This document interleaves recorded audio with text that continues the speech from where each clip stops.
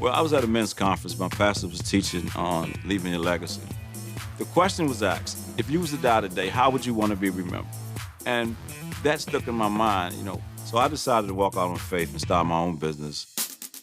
In 2007, I took my brand new Mercedes-Benz back to the dealership, and I lost $17,000 in value.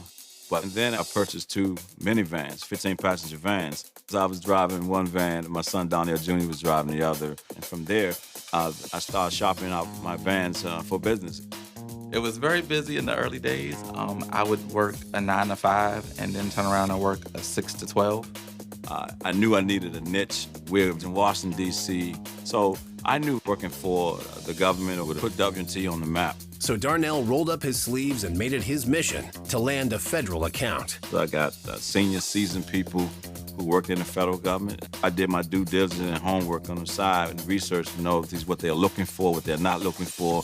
I gave them my capability statements, and lo and behold, they started calling me. My first federal contract was 5 years, $35 million, and it was the turnaround point for W&T Travel Service. And with Darnell in the company's driver's seat, it was time to make sure the road ahead was long and lucrative. We hired more bus operators and more vehicles in our fleet.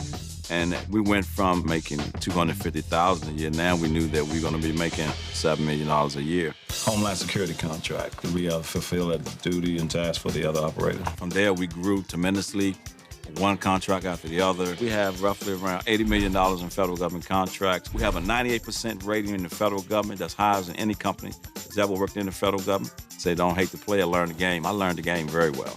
So now I'm living the lifestyle of the rich and the famous.